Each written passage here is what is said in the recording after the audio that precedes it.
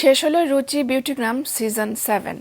ছবি, ভিডিও আর গল্পের মধ্য দিয়ে নিজের দৃষ্টিভঙ্গি প্রকাশের ধারাবাহিক এই আয়োজনের সপ্তম আসরে তরুণ কন্টেন্ট ক্রিয়েটররা বাংলাদেশকে তুলে ধরেন নিজেদের লেন্সে, নিজেদের ভাষায়।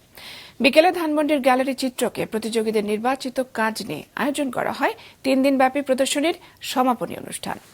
বিস্তারিত জানাচ্ছেন মারুফা কামাল। বাংলাদেশের ঐতিহ্যবাহী স্থান, ইতিহাস এবং সৌন্দর্য তুলে ধরার অন্যতম প্ল্যাটফর্ম রুচি বিউটিগ্রামের সপ্তম আসরের সমাপনী আয়োজন।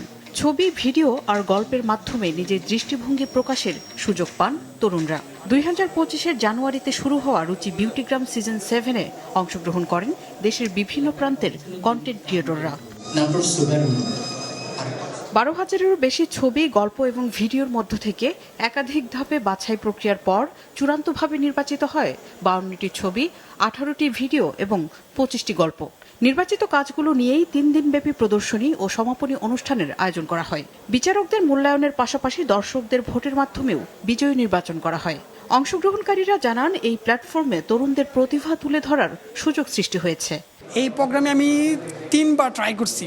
3বার ট্রাই করার পরে লাস্টে আলহামদুলিল্লাহ পুরস্কার পাইছি। যারা নতুন আসে তারাও চেষ্টা করে যারা যে কাজগুলো আগে হয়ে গেছে ওগুলো বাদে নতুন কিছু করার তারাও চেষ্টা করে। তরুণরা আসলে অনেক ইন্সপায়ার করবে এটা। অনুষ্ঠানে অংশ নেন স্কয়ার ফুড অ্যান্ড বেভারেজ লিমিটেডের ঊর্ধ্বতন কর্মকর্তারা। ভবিষ্যতেও এ ধরনের সৃজনশীল আয়োজনের মাধ্যমে বাংলাদেশের গল্প বিশ্বমঞ্চে তুলে ধরার প্রত্যয় ব্যক্ত করেন তারা।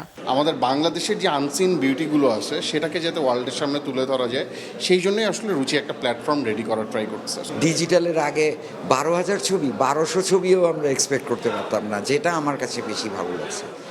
রুচি বিউটিগ্রাম সিজন 7-এ এবার গল্প, ছবি এবং ভিডিও এই 3 ক্যাটাগরিতে 9 জন বিজয়ীকে পুরস্কার তুলে দেওয়া হয়। মারুফা কামাল, মাছরাঙা সংবাদ, ঢাকা।